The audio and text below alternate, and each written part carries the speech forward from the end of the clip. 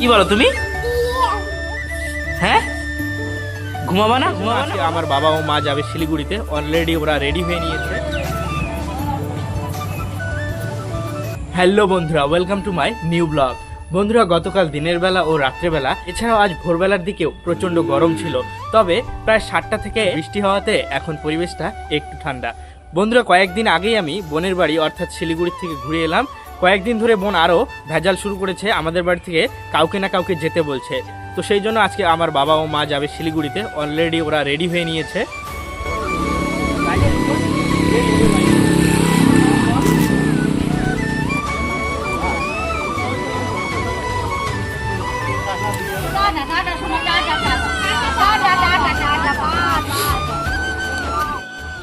বন্ধুরা, বাবা মা যাওয়ার পর অনেকক্ষণ যাবৎ কান্না করলো। কান্না করার পর এই সবে মাত্র একটু চুপ হলো, এখন খেলছে। বাবা, ঠাকুর দাদা ঠাকুমা কই? এইদিকে এইদিকে। বাবা কই দেখি, ঠাকুর দাদা ঠাকুমা কই বাবা?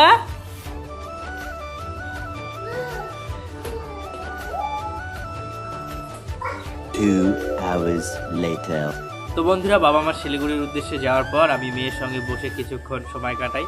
তারপর শুরু হয়ে যায় আমার নানান কাজ। কীরকম, আমাদের 2টো গরু রয়েছে, সেগুলোকে জল খাওয়ানো, খড় খুলে দেওয়া। 2টা ছাগল রয়েছে, সেগুলোকে জল খাওয়ানো, পাতা পেড়ে দেওয়া। এই নানান টুকটাক কাজ করতে করতেই সময়টা কোন দিক দিয়ে কেটে যায় আমি বুঝতেও পারি না।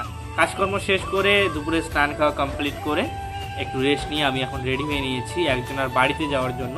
মোটামুটি আধা ঘন্টার মধ্যে আমি বাড়িতে চলে আসবো, যেহেতু বাড়িতে কেউ নেই।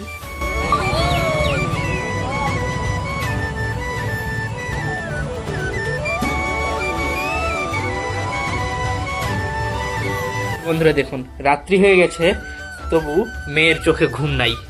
সারা দিন শুধু এইটা নামায় ওইটা নামায় এগুলো করেই দিনটা কাটে। আমরা জানাই আমাদের বাড়িতে খুব বেশি লোক নেই, আমরা 4 জন, মা বাবা এবং আমার বউ। তো ব্যাপারটা হচ্ছে এর পিছনেই আমাদের একটা লোক থাকতে হয়। কি করো তুমি? কি করো? এটা কি হাতে দেখি বাবা, দেখি কি হাতে? এই যে কি এটা?